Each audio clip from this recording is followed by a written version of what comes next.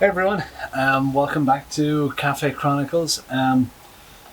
Today we're going to take a little look at the valve cover and some of the peripherals that I had etched using that sort of acid method, the old Drano.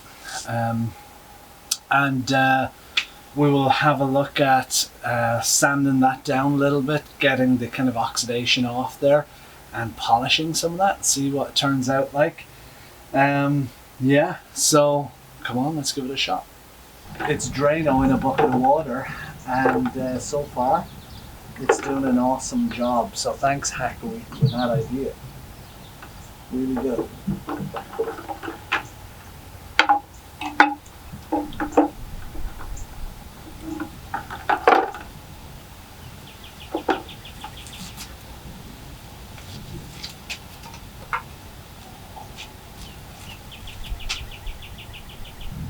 But the whole concept behind etching it is so that we can polish it up really nice, and that aluminum is hopefully, judging by some of the results that Hackaway got, it's going to do a really nice job in just polishing that up real nice and getting it all spiffy. So a bit of a science experiment, I suppose.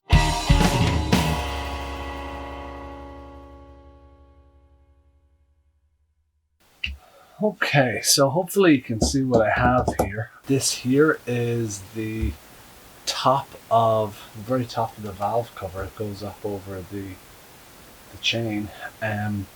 So I did that whole etching thing and with the Drano, and I'm going to basically hit it with a little bit of light sandpaper, emery paper, and give it a little bit of a clean. And then I'm going to get some buffing compound, some polishing compound. I'm going to give it a go on a little bit of a grinding, a bench grinder that I kind of converted with a polishing wheel that I got from Princess Auto. I don't know how it's going to turn out, but we'll give it a shot and see what it's like. Alright.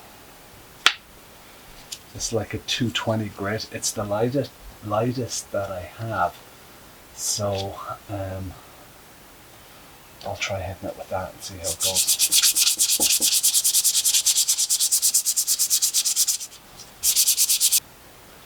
I'm not sure if you can kind of see the way that's coming up. Try and zoom in a little bit for you. But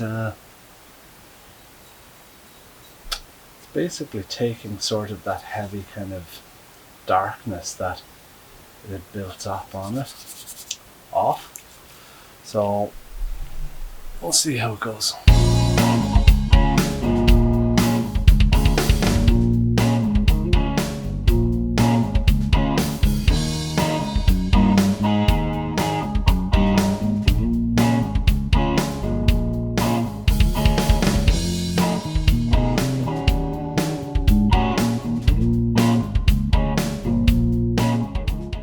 Let's try it with some of the polish on the wheel, just for a little bit of a test. I'm really not sure what way it's going to come out. I'm going to cover it in a little bit of this Mother's Mag and Aluminum Polish. Perfect for all metals, it says. Oops, it's softer than I thought. Okay.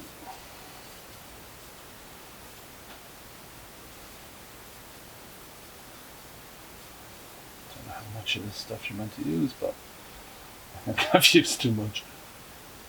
Okay. Like I said, it's a little bit of a test. Okay, let's give it a shot.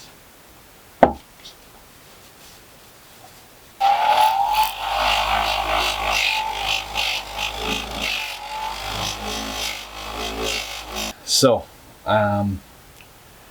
last time I started to introduce the episode, or yesterday evening really it was, I said, hey, I'm after seeing lots of people polish aluminum by etching it first in acid or in Drano, and then polishing it on a polishing wheel, and it comes up great.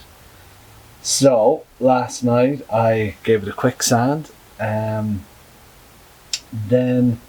I started polishing it on the polishing wheel for like a fucking hour, and it did nothing. It looked like and you know, I think I might as well have been licking it for an hour. It really didn't do anything to it. So I went inside. I took a little look online, God bless it, and I started to find out some stuff. So a lot of people on there suggesting that you that's the way, well, I've been messing around with it now with sandpaper, but lots of people on there are starting to say, no, you got to sand it first. You got to start with a coarse sandpaper and then make your way down to really, really fine sandpaper, and only then should you polish it. So give it a shot, right? We could pay somebody to do it, but I reckon it's worth a shot. If it doesn't work, it doesn't work. You know, I think I mentioned to you guys before that, you know, when I started to film this first, I was, you know, kind of afraid to show the kind of crappy me making mistake stuff, but like, there's a lot of it, and I'd rather you see it because, you know, the whole idea here is that I've never built a cafe racer before. So I want you to see me stub my toe and bump my head on all the kind of crap that you might have to, so that hopefully it might save you guys some hassle. Okay, so I went to Home Depot today. I got some sandpaper. I got 180 grit, I got 220, I got 320, 400 and 600. Guy online around polishing aluminum said that that's what to do, so hey, we've done it. So I'm starting with the 180, and I'm starting to basically do a little bit of cross hatching, kind of a pattern. So basically going one way and then going the other way, you know. I'm gonna give it a shot. I'm gonna give it maybe one more go. I've given it one go all the way over with it. I'm gonna give it one more go all the way over with that 180, and then I'm gonna move up to the 220 and do the same. Then move up to the 320, do the same, and let's check in then and see what it looks like. So I'm not sure what time it is now, but we'll figure out how long it's taking. About 9 o'clock now, so cool. Also, the important stuff, a little bit of lube.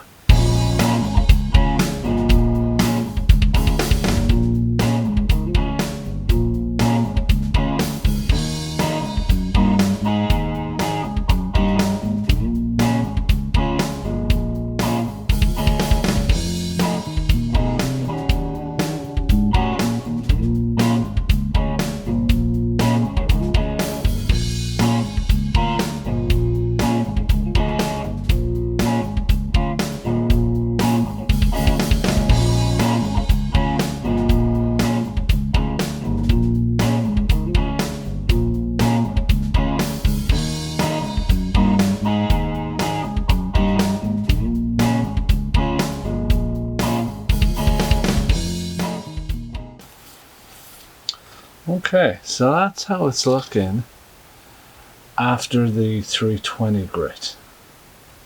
So I think it's making a difference. We'll see. We'll keep going with the 400. We'll move on to the 400 next. We'll see how it goes.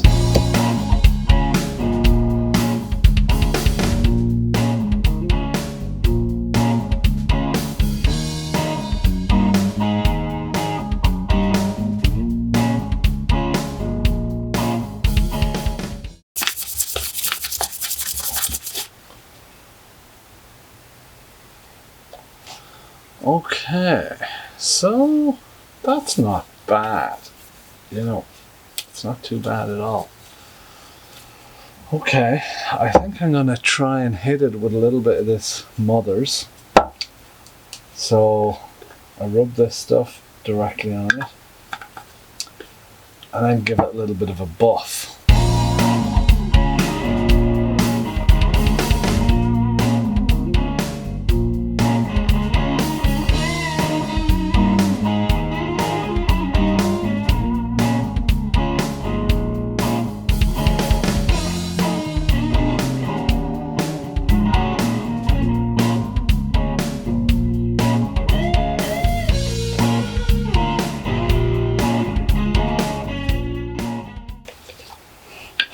Sanding is the way to go. That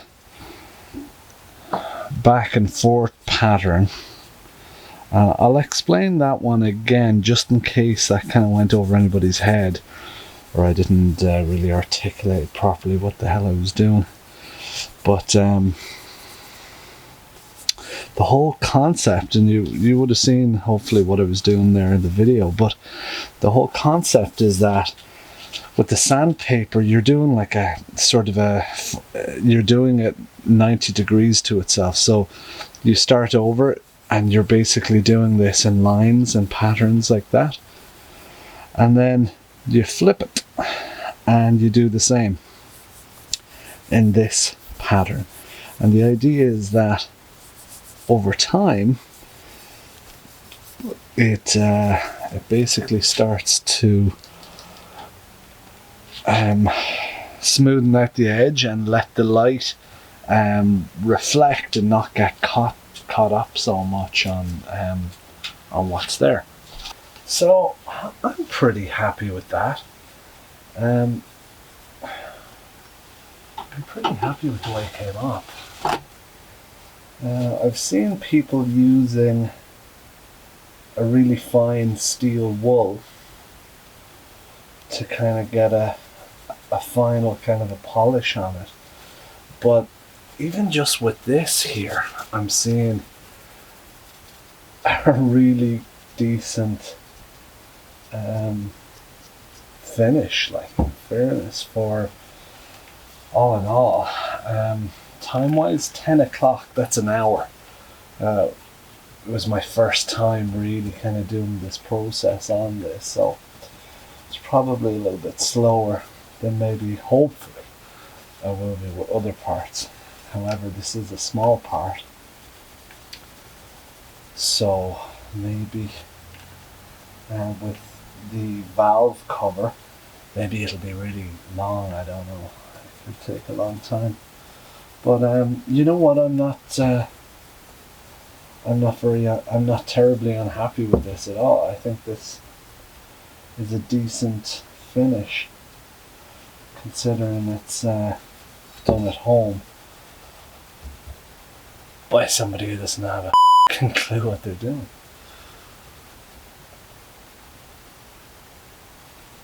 So yeah, I bet the steel wool would do a really good job on that. It's not ordinary steel wool, it's like really, really fine stuff.